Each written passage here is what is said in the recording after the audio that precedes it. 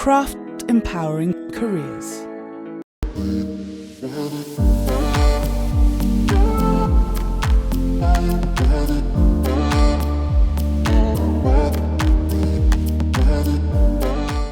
Hello everyone, welcome back to our channel. पिछले podcast में हमने मिस्टर रजनीश सर के साथ जाना कि सिविल इंजीनियरिंग में कौन कौन से सॉफ्टवेयर की रिक्वायरमेंट होती है, कैसे होती हैं चीज़ें, डिजाइनिंग में कैसे वर्क होता है। तो इस बार हम लेकर आए हैं मिस्टर अमन कुमार को, जो हमारे एक स्टूडेंट रह चुके हैं।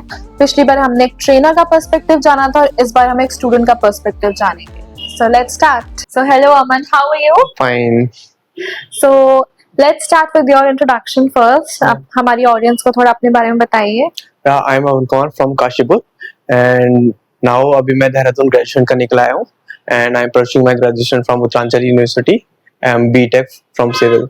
ओके, तो अभी आपने क्राफ्ट से ऑटोकैड सीखा है, राइट? तो आपकी क्या जर्नी रही और आपने क्यों चूज किया कि आपको ऑटोकैड ही सीखना है? ऑटोकैड जब मैं देहरादून आया था उससे पहले इतना कुछ मेरे को इसके बारे में मालूम नहीं था। मेरे को अपने फ्रेंड के थ्रू पता चला ये भी कुछ चीज़ें होती हैं। सो मैं यहाँ पे आया, विजिट करा और मैम से मैंने बात करी। तो देन उन्होंने मेरे को थोड़ा कुछ बताया। देन मैं सोचा मेरे पास इतनी कुछ स्किल्स नहीं थी, सो मैंने चूज़ करा ताकि मैं अपनी स्किल्स डेवलप कर सकूँ। तो लाइक अभी आपने ऑटोकैड सीख लिया है, तो आई वांट टू नो कि आप में क्या डिफरेंस आया है जब आप पहले का अमन कुमार जिसको ऑटोकैड नहीं आता था, और अभी आप सिविल के अंदर एंटर कर चुके हो एंड आपने ऑटोकैड भी सीख लिया। तो what is the major difference that you see in yourself now? So पहले जब आफ्टर 12th मैं उस टाइम मेरे पास कोई एक लाइन नहीं थी। सो मैंने सिविल लाइन चुनी, तो उससे रिलेटेड मेरे को कुछ ज़्यादा पता नहीं था। मैं उस लाइन में जब आया तो मेरे इसके बारे में पता चला। सो मैंने जब फर्स्ट स्टेप इस पे रखा तो ये ऑटोकैड जो है काफ़ी ये बेसिक है और हमारी नीड है। जो भी इंजीनियरिंग स्टूडेंट्स हैं वो इनका बेस है। अगर बेस क्लियर नहीं होगा तो आगे बच्चा कुछ ज़्यादा प्रोग्रेस नहीं कर पाएगा। तो इसलिए मैंने ऑटोकैड चूज करा। देन आई थिंक मैं रेविट सीखूंगा for developing my more skills. Okay, तो लाइक अभी मैंने एक और पॉडकास्ट शूट किया था मिस्टर रजनीश सर के साथ एंड उनसे मेरा कि सेम क्वेश्चन था, क्या ऑटोकैड 100% मस्ट है एक सिविल स्टूडेंट के लिए या नहीं? अगर मतलब कोई ऐसा स्टूडेंट है जिसको डिज़ाइनिंग में जाना ही नहीं है, उसे प्रोडक्शन फील्ड में जाना है, किसी दूसरी फील्ड में जाना है which is not related to designing, उसके लिए भी क्या ये सीखना ज़रूरी है?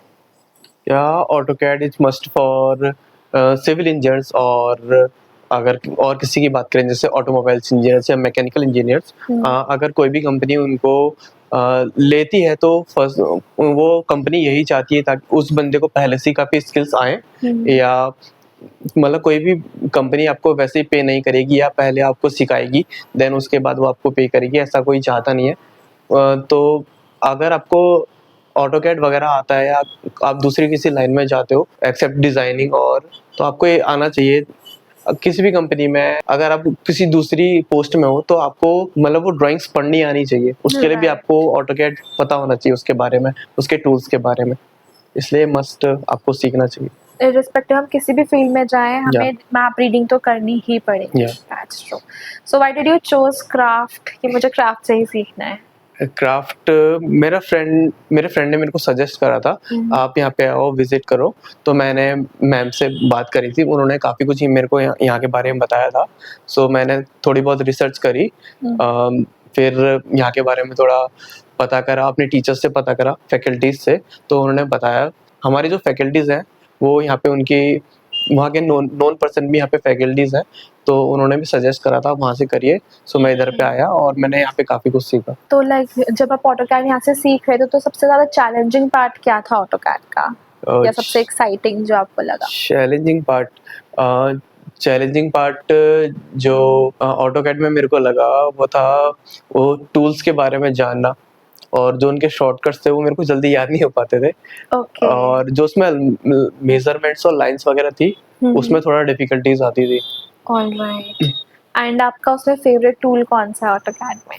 अगर फेवरेट टूल की बात करें तो मेरा फेवरेट टूल था मिरर। वो मतलब हमारे काम को काफ़ी इजी कर देता है। इतना कुछ ज़्यादा उसमें करना नहीं पड़ता। अगर हाफ कोई हाफ पार्ट बनाओगे देन उसका आप हाफ उसको मिरर करके आराम से कर सकते हो। ओके, बेसिकली डुप्लीकेट कर देता था उस हाँ, हाफ इमेज का, डुप्लीकेट। मिरर इमेज बना देता था। ऑलराइट। तो बेसिकली आपके ट्रेनर्स के साथ आपका एक्सपीरियंस कैसा था क्राफ्ट के? तो मेरे जो ट्रेनर थे वो थे रजनीश रावत सर। वो ओके।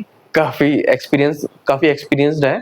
Right. उनको काफ़ी नॉलेज है उस फील्ड के बारे में और अदर फील्ड्स के बारे में भी उनको नॉलेज है। तो जब मैंने फर्स्टली सर को देखा तो काफ़ी स्ट्रिक्ट लगे थे ओके। बट वो काफ़ी काइंड हार्टेड है।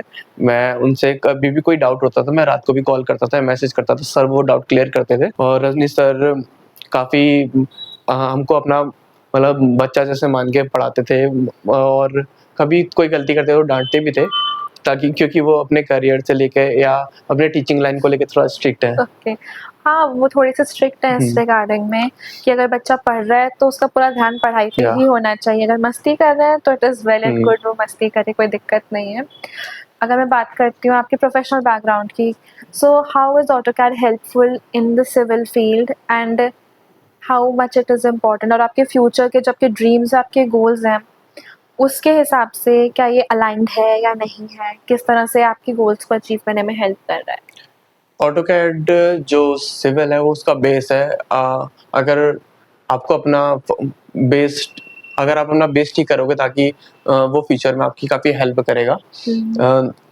जैसे कि कोई भी बिल्डिंग है उसके लिए फाउंडेशन बहुत ज़रूरी होती है। राइट। तो इसके लिए जो हमारे सिविल लाइन है उसमें आप फर्स्ट स्टेप ऑटोकैड ही कह सकते हैं। तो ओके। फर्स्ट स्टेप वही होता है, अगर उसके थ्रू आगे बढ़ेंगे तो आपको कभी फ्यूचर में कोई प्रॉब्लम नहीं होगी। आप कोई भी सिचुएशन से डील कर सकते हैं और ऑटोकैड जैसे आजकल काफ़ी कंपटीशन है तो आपको ऑटोकैड का ज़रूरी आना चाहिए। ऑलराइट। तो एक और क्वेश्चन है मेरे पास कि जैसे कि जो आपका पूरा का पूरा ट्रेनिंग था, उसके अंदर आपकी ट्रेनिंग मोर थ्योरी बेस्ड थी या फिर प्रैक्टिकल थी? प्रैक्टिकल बेस्ड थी। ओके। ये प्रैक्टिकल बेस्ड थ्योरी थी जो जिसने ज़्यादा हेल्प करी है सीखने में। अगर थ्योरेटिकल होती थी वो थोड़ा लर्न करने में थोड़ा डिफिकल्टीज देती है। आपने अभी बताया हमारे हाँ जी। व्यूअर्स को कि आपको शॉर्टकट्स याद करने में दिक्कत रही है, या so I think that was the reason कि आप थ्योरी की तरफ इतना अट्रैक्टेड नहीं है एज या कंपेयर टू प्रैक्टिकल। एंड या इंडस्ट्री के अंदर प्रैक्टिकल चीज़ों की ज़्यादा रिक्वायरमेंट होती है, थ्योरी की इतनी नहीं होती। Yeah that's the point. Okay, so now this brings us to the end of our podcast. So last question मेरा आपसे ये है कि आपका कोई मैसेज है हमारे व्यूअर्स के लिए? जो भी मेरे फ्रेंड्स हैं जो इंजीनियरिंग लाइन में स्टेप्स रख रहे हैं या फ्यूचर की प्लानिंग कर रहे हैं तो जो उनका पहला स्टेप है वो ऑटोकैड ये सब सीखें। ये सॉफ्टवेयर आपके लाइफ में बहुत काम आएंगे। और अगर मैं सिविल लाइन की बात करूं तो आप ऑटोकैड के बाद आप रैविट कर सकते हैं। रैविट में आपको 3D मॉडलिंग वगैरह मॉडल्स वगैरह सिखाते हैं। जो कि अगर आप किसी कंस्ट्रक्शन साइट में काम करते हैं तो उससे पहले आप मॉडल तैयार करेंगे।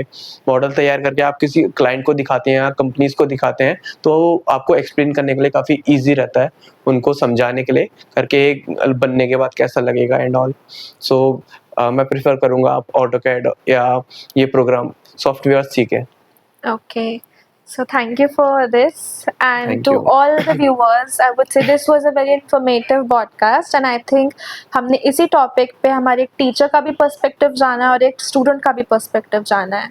एंड अगर आपके और भी कोई क्वेश्चंस हैं ऑटोकैड से रिलेटेड, रेविट से रिलेटेड या फिर सिविल इंजीनियरिंग से रिलेटेड, तो you can surely comment it down in the comment box, and we will definitely answer those in our next podcast. Till then, bye bye.